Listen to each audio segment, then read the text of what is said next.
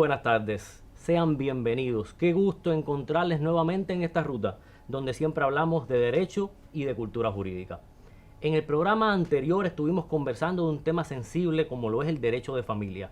Yo le propongo seguir conversando sobre este tema, pero con otro problema. Yo nunca pensé que Dariela me fuera a hacer algo semejante. Voy a reclamar la paternidad de mi hijo. César acaba de enterarse que puede ser el padre del hijo de Dariela. Dariela, con quien mantuvo relaciones hacía 4 años. Esto lo conoció mediante vecinos que le han afirmado que cuando Dariela terminó su relación con él ya estaba embarazada y que Sergio, el que obra como padre de ese niño, fue quien lo inscribió. Le propongo seguir conversando de este tema. Les convido a abordar sobre este tema con la especialista Damarisnilda Núñez García, abogada del bufete colectivo número 1 de esta ciudad y quien pertenece a la Organización Nacional de Bufetes Colectivos, que la ha catalogado como una de las juristas más prominentes en el territorio, y también la artífice de que yo hoy también sea abogado y haya ido tras sus pasos. Bienvenida, Damarisnilda. Muchas gracias, un privilegio estar en este espacio compartiendo esta sesión contigo. Bien, ya pudiste ver de qué trataba el programa de hoy. Viste la situación que presenta César en relación a la paternidad de el que supuestamente considera a su hijo. ¿Qué crees en relación a este tema? ¿Por qué César puede llegar a la justicia y solicitar la revisión o tratar de buscar la posibilidad de que sea reconocido como su menor hijo, el hijo de Dariela? Pues primero, porque es un principio constitucional, o sea, no solo reconocido en nuestra Constitución aprobada en el año 2019, sino que ya desde el año 1988, en que se aprobó el Código de Familia, la ley 1289, que entró en vigor en el año 1988, se reconoce en el artículo 81, dentro del título que regula las relaciones paterno-filiales, el derecho que tiene cualquier persona que se considere progenitor biológico a instar una acción para reclamar la paternidad de esa persona. Digo persona porque puede ser menor o mayor de edad. Sí, porque el Código de Familia establece varias circunstancias. Hoy estamos hablando de una circunstancia específica donde ya está un menor reconocido por otro padre y entonces alguien que se considera con esa capacidad o con ese derecho va a impugnar la paternidad de otro. Cierto, en el caso que estamos ahora comentando, se trata de un menor de edad.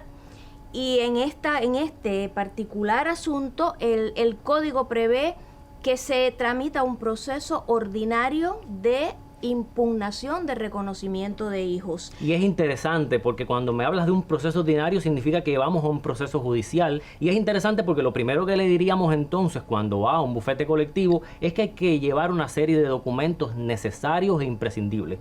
¿Qué tipo de documentos? Lo primero es la certificación de nacimiento del menor o de la persona que consta inscrita, reconocida por otra persona. Digamos que es el padre legal, porque el biológico es el que tiene la acción para promover esa demanda. Certificación de nacimiento del inscrito y certificación de nacimiento del que se atribuye la paternidad biológica. ¿Por qué es necesario? Porque este es un proceso que tiene el efecto de que anula la inscripción, queda sin efecto el apellido de la persona que reconoció y ocupa su lugar el apellido paterno con toda la descendencia, o mejor dicho, ascendencia de la persona que está reclamando esa paternidad. Datos que obran evidentemente en la certificación del padre. De nacimiento, por eso es indispensable. Pero a mí me gustaría que me comentaras del fiscal, porque tiene una participación sui generis en este proceso. Las personas no entienden por qué, si es un problema entre la madre y el que está inscrito como padre, ¿por qué tengo que llevar al fiscal a un proceso? Me gustaría que me comentaras de este tema. Bueno, primero, el fiscal es parte en todos los procesos relacionados con el estado civil de las personas, pero sobre todo cuando hay menores de edad.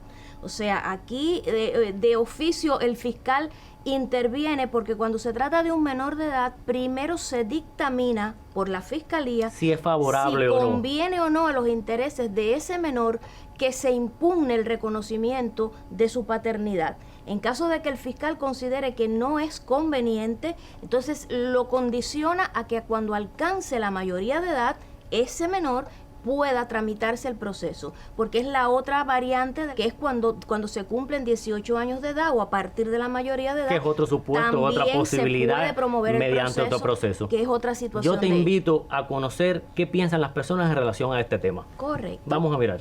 ¿Cree usted que una madre tiene el derecho a ocultarle a un padre la paternidad? No debe hacerlo porque está dejando al hombre sin el derecho a darle la potestad de atender su hijo. Considero que todo padre debe saber para que ese padre se sienta con derecho a ese hijo. La realidad objetiva al final se va a saber. Ay, no, es una cosa dolorosa porque la familia es muy importante y el padre para mí, ¿no? Que también soy madre, ayuda mucho a la formación del niño. ¿Usted cree que existe legalmente un modo de reconocer la paternidad? No, el ADN. Damaris, como pudiste observar, existe una coincidencia en creer que el derecho del padre debe hacerse efectivo y evidentemente lo hará mediante un proceso judicial. Pero sin lugar a dudas, quizás la cuestión más polémica o lo que los clientes no logran entender muchas veces cuando acuden a nosotros al bufete es que siempre le hacemos una pregunta: ¿y cómo vamos a probar lo que suponemos o lo que creemos?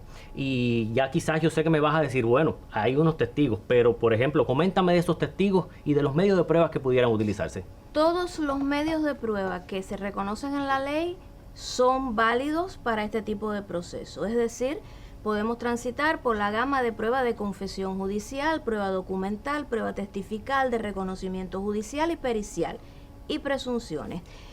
Incluso la confesión judicial, que consiste en que se le puede hacer un interrogatorio que se llama pliego de posiciones a, digamos, la madre o al que inscribió al menor, que también es demandado en el proceso. No sé si ahorita precisé que la demanda se establece contra estas personas necesariamente, pero aquí este caso en particular es muy importante la prueba de testigos, porque si decimos que César conoció de su posible paternidad biológica por comentarios de terceras personas, pienso que es ideal que estas personas concurran como testigos al tribunal. También podemos valernos, digamos, de documentos, fotografías, que se comparan los rasgos del menor con los rasgos de la persona que está reclamando la paternidad, prueba de reconocimiento judicial, que es muy útil en estos casos, donde le sometemos al tribunal la valoración de la comparación de los rasgos morfológicos.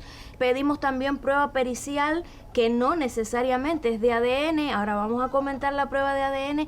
La prueba pericial también puede ser a través de especialistas del laboratorio de criminalística, donde sencillamente se hace comparación morfológica, se pide grupo sanguíneo. El grupo sanguíneo es interesante porque se ha demostrado científicamente que existe o puede existir coincidencias. No siempre es una prueba científica fiable en determinados casos, pero no siempre. Pero es interesante porque, como bien me decía, casi siempre los clientes hacen una pregunta: ¿y la prueba de ADN podemos hacerla, abogado? Y aunque es difícil explicarle que quizás es costosa, que quizás el país no está en condiciones de asumirla y que mediante otras pruebas también científicas pudieran determinarse la circunstancia que queremos probar o no, es interesante.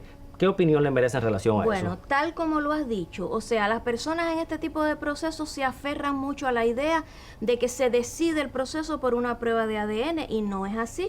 Hay un conjunto de pruebas, incluso hay algunas que son de carácter genético, hereditario, hay manchas, hay rasgos, hay patologías, enfermedades que se heredan, y puede que eso le baste al tribunal como elemento de convicción sin necesidad de practicar una prueba de ADN. Y esa es la prueba de reconocimiento judicial que anteriormente comentabas. Yo quiero pedirle al juez que presentarle al que está inscrito como padre, al que impugne esa paternidad del hijo, y quizás que le compare los rasgos faciales, las manchas que tienen, las extremidades. Es interesante ver eso. No necesariamente hay que recurrir a la prueba de ADN, como tú explicabas, es una prueba costosa, no solo para el país desde el punto de vista económico, sino además para las partes. Los clientes tienen que viajar a La Habana, al Instituto de Medicina Legal.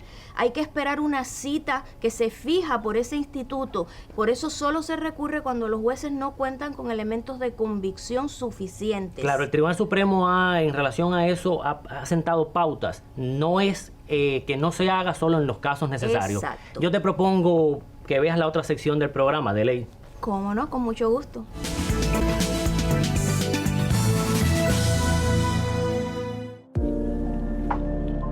El derecho a la identidad personal es un derecho humano reconocido en diversos instrumentos internacionales.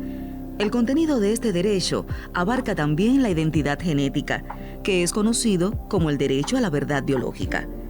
Entre las novedades de la Constitución cubana del 2019 se encuentra su reconocimiento en el artículo 48, el que establece que todas las personas tienen derecho a que se les respete su intimidad personal y familiar, su propia imagen y voz, su honor e identidad personal.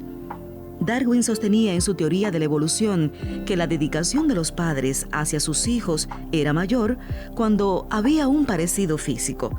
Recientemente, un estudio dado a conocer por el Centro Nacional de Investigación Científica de Francia y realizado por la Universidad de Montpellier concluyó esta misma teoría, afianzando que el parecido físico tiene un fuerte poder sobre el instinto paterno. Muchas gracias, Damaris, por haber estado con nosotros en el programa. Yo te invito a que puedas estar con nosotros nuevamente. Cómo no, con mucho gusto. El derecho a la verdad biológica es reconocido en el artículo 48 de nuestra Constitución. Es interesante porque ya el Código de Familia desde mucho antes lo tenía instaurado.